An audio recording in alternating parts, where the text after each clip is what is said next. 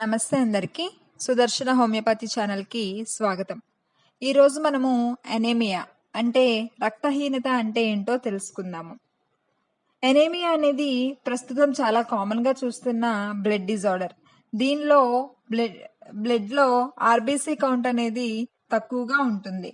ప్రస్తుతం ప్రపంచంలో అందరూ చాలా కామన్‌గా బాధపడుతున్న సమస్య ఈ అనీమియా. బాడీలో హిమోగ్లోబిన్ అంటే హెచ్బి తక్కువగా తయారవ్వటం వలన ఈ ఆర్బీసీ అనేది తగ్గుతూ ఉంటుంది. దీనివల్ల మనం అనీమియా చూస్తూ ఉంటాము. హిమోగ్లోబిన్ అంటే ఆర్బీసీలో ఉండే ప్రోటీన్. ఇది ఐరన్ రిచ్ ప్రోటీన్. ఇది ఐరన్ ఎక్కువగా కలిగి ఉంటుంది. ఇది మన శరీరంలో బోన్ మ్యారో అంటే ఎముక గుజ్జులో ఉత్పత్తి అవుతూ ఉంటుంది. ఆర్బీసీ మన శరీరంలోనే ప్రొడక్షన్ అయ్యే సెల్స్. ఇవి లంగ్స్ నుంచి శరీరంలో అన్ని ఆర్గాన్స్ కి ఆక్సిజన్ సప్లై చేస్తూ ఉంటుంది. అలాగే అన్ని భాగాల నుంచి కూడా కార్బన్ డైఆక్సైడ్ ని లంగ్స్ కి చేరుస్తూ ఉంటుంది. ఈ ట్రాన్స్పోర్ట్ కు అవసరమయ్యే ప్రోటీనే ఈ హిమోగ్లోబిన్. ఈ ఆర్బీసీ అంటే ఎర్ర రక్త కణాలు మరియు హిమోగ్లోబిన్ ప్రొడక్షన్ కి ఐరన్, విటమిన్ బి12, ఫోలేట్ అనేవి చాలా అవసరమైనవి. ఇవి మన బాడీలో సరిగ్గా కావాల్సినంత అందనప్పుడే ఈ అనీమియా కామన్ గా చూస్తూ ఉంటాము. అనీమియా అనేది ఒకప్పుడు మేల్స్ తో పోలిస్తే ఉమెన్ లో చాలా కామన్ గా చూస్తూ ఉంటాము. ఎందుకంటే ఉమెన్ కి ఎవ్రీ మంత్ పీరియడ్స్ వల్ల లాస్ ఆఫ్ బ్లడ్ అనేది ఎక్కువగా ఉండడం వల్ల ఈ అనీమియా అనే సమస్య చూస్తూ ఉంటాము. కానీ ప్రస్తుతం మెన్స్ కూడా అంటే జెంట్స్ కూడా ఇది కామన్ ప్రాబ్లం అయిపోయింది. వరల్డ్ హెల్త్ ఆర్గనైజేషన్ WHO ప్రకారం నార్మల్గా హెచ్బి కౌంట్ మేల్లో మనము 14 to 17 గ్రామ్స్ చూస్తూ కామన్ నార్మల్ వాల్యూ. అలాగే ఫీమేల్స్లో 12 to 16 గ్రామ్స్ అనేది నార్మల్ వాల్యూ. అలాగే ప్రెగ్నెంట్ ఉమెన్లో మనము 11 to 16 గ్రామ్స్ అనేది నార్మల్ వాల్యూగా పరిగణించబడుతూ ఉంటుంది. ఈ అనీమియాలో టైప్స్ అనేవి ఉన్నాయి. మొదటిగా అప్లాస్టిక్ అనీమియా అంటే తగినంత ఆర్బీసీ ప్రొడక్షన్ లేనప్పుడు వచ్చే అనీమియా. రెండవది ఐరన్ డెఫిషియన్సీ అనీమియా, బ్లడ్ లో ఐరన్ కంటెంట్ అనేది సరిగ్గా లేనప్పుడు కలిగేది.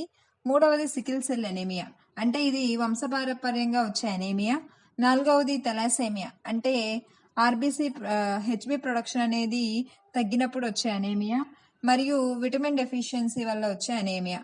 వీటిల్లో ఐరన్ డెఫిషియన్సీ అనీమియా చాలా కామన్ గా చూస్తూ ఉంటాము. ఈ అనీమియా రక్తహీనతకి ముఖ్యంగా చెప్పుకునే 3 కారణాలు చూద్దాం. మొదటిగా బ్లడ్ లాస్ వల్ల వచ్చే అనీమియా. ఇది ఉమెన్ లో ఎక్కువగా చూస్తూ ఉంటాము. అంటే పీరియడ్స్ టైంలో బ్లడ్ లాస్ అవుతూ ఉండడం వల్ల ఉమెన్ లో ఎక్కువగా వస్తుంది. అలాగే కడుపులో ఏమన్నా అల్సర్స్ ఉన్నా, హెమరాయిడ్స్ కానీ, పైల్స్ కానీ ఏమన్నా ఉన్నా, అలాగే ఇంటెస్టైనల్ అండ్ కోలాన్ క్యాన్సర్స్ ఉన్నా కూడా వారిలో ఇది ఎక్కువగా చూస్తూ ఉంటాము. అలాగే రెండవది ఆర్బీసీ ప్రొడక్షన్ అంటే ఎర్ర రక్త కణాల ప్రొడక్షన్ అనేది తగ్గటం వల్ల వచ్చే అనీమియా. దీంట్లో విటమిన్స్, మినరల్స్ సరిగ్గా లేకపోవటం వల్ల ఆర్బీసీ ప్రొడక్షన్ అనేది తగ్గుతూ ఉంటుంది. ఇంకా మూడవది చూస్తే ఆర్బీసీ డిస్ట్రక్షన్ అంటే ప్రొడక్షన్ బాగున్నా కానీ ఎర్ర రక్త కణాలు ఎక్కువగా నాశనం అయిపోవటం వల్ల మనం ఇది కామన్ గా చూస్తూ ఉంటాము. ఎర్ర రక్త కణాలు ఎందుకు డిస్ట్రక్ట్ అవుతాయి అంటే కొన్ని కారణాలు జన్యు మార్పులు, అలాగే ఏమన్నా బాడీలో ఇన్ఫెక్షన్స్ ఉన్నా అంటే ఇంటెస్టైనల్ ఇన్ఫెక్షన్స్ కానీ, నులి పురుగులు చిన్నపిల్లల్లో కామన్ గా చూస్తాము. ఎక్కువగా అమీబియాసిస్ కానీ ఇలాంటివి ఉన్నప్పుడు ఈ అనీమియా అంటే ఆర్బీసీ డిస్ట్రక్షన్ అనేది చూస్తూ ఉంటాము. దాంతో పాటుగా మెడికేషన్స్ అంటే నాసెట్స్ లాంటి మెడికేషన్స్ అనేది ఆస్ప్రిన్ కానీ, ఐబోప్రోఫిన్ కానీ ఇలాంటి మెడికేషన్స్ ఎక్కువగా తీసుకోవటం వల్ల కూడా ఇలాంటి ఆర్బీసీ డిస్ట్రక్షన్ అనేది చూస్తూ ఉంటాము. దాంతో పాటుగా కామన్ గా ప్రెగ్నెన్సీ టైంలో ఆహారం సరిగ్గా లేకపోవటం వల్ల కూడా ఈ అనీమియా వచ్చే అవకాశం ఉంది. అలాగే దీర్ఘకాలిక సమస్యలు క్రానిక్ ఇల్నెసెస్ అంటే కిడ్నీ డిసీజ్ కానీ, ట్యూబర్క్యులోసిస్, టీబీ కానీ, థెలాసేమియా, ఆర్థరైటిస్, క్యాన్సర్స్ ఇలాంటి కండిషన్స్ లో కూడా ఈ అనీమియా చూస్తూ ఉంటాము. దాంతో పాటుగా విటమిన్ బి12 డెఫిషియన్సీ ఉన్న అనీమియా వచ్చే అవకాశం ఉంది. అలాగే ఎక్కువగా ఆల్కహాల్ తీసుకునే పర్సన్స్ లో కూడా అనీమియా అనేది కామన్ గా చూస్తూ ఉంటాము. ఈ అనీమియా యొక్క సిమ్టమ్స్ ఏంటో మనం చూద్దాము. మొదటిగా వీక్‌నెస్ బాగా చూస్తూ ఉంటాము. ఏ పని చేయలేకపోవటము గమనిస్తూ ఉంటాము. దాంతో పాటుగా తరచుగా తలనొప్పి రావటము, అలాగే కళ్ళు తిరుగుతూ ఉండడము ఎక్కువగా, నిద్ర సరిగ్గా పట్టకపోవటము, మెమరీ పవర్ అనేది తగ్గుతూ ఉండడము, అలాగే చెస్ట్ పెయిన్, డిస్కంఫర్ట్ ఛాతీ నొప్పిగా ఉండటము, గుండె దడ పాల్పిటేషన్స్ ఎక్కువగా చూస్తూ ఉంటాము. దాంతో పాటు శ్వాస పీల్చుకోవటం ఇబ్బందిగా ఉండటము, డిఫికల్టీ బ్రీతింగ్ చూస్తూ ఉంటాము. అలాగే ఎక్కువగా నీరసంగా అయిపోవటము, ఊరికే అలసిపోవటము, దాంతో పాటుగా ల్యాక్ ఆఫ్ కాన్సంట్రేషన్ దేని మీద కాన్సంట్రేట్ చేయలేకపోవటము, అలాగే చర్మం పాలిపోయినట్లు ఉండడము మనం గమనిస్తూ ఉంటాము. దాంతో పాటుగా మెన్‌లో మనము లాస్ ఆఫ్ సెక్షువల్ ఇంట్రెస్ట్ చూస్తూ ఉంటాము. అలాగే నెయిల్స్ చుట్టూ పిగ్మెంటేషన్ అనేది మనం గమనిస్తూ ఉంటాము.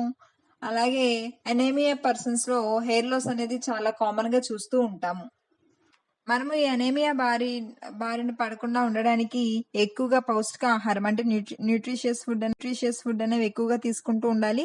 అలాగే గ్రీన్ లీఫీ వెజిటబుల్స్ ఆకుకూరలు, రెడ్ మీట్, చికెన్ ఇవి ఎక్కువగా తీసుకుంటాలి. ఎందుకంటే దీంట్లో మనకి ఐరన్ కంటెంట్ మరియు విటమిన్ బి12 అనేవి ఎక్కువగా దొరుకుతూ ఉంటాయి. అలాగే విటమిన్ సి ఫుడ్స్ లైక్ ఉసిరికాయ, నారింజ, సిట్రస్ ఫ్రూట్స్ ఇలాంటివి తీసుకుంటూ ఉండాలి. దాంతో పాటుగా ఎండు ఖర్జూరము మరియు బెల్లం కూడా బ్లడ్ పెంచేందుకు మనకు చాలా ఉపయోగపడుతుంది. అలాగే iron content food like beans, బఠానీ, ఆకుకూరలు కూడా మనకు చాలా హెల్ప్‌ఫుల్‌గా ఉంటాయి. ఈ అనేమియాకు హోమియోపతిలో కూడా చాలా మంచి మెడిసిన్స్ మనకు ఉన్నాయండి. లైక్ సింకోనా, ఫెర్రం మెటాలికం, ఫెర్రం ఫాస్ఫరికం, నాట్రమ్యూర్, పల్సెటిలా ఇవి మనకి బ్లడ్ పెంచేందుకు చాలా బాగా దోహదపడుతూ ఉంటాయి. Thank you.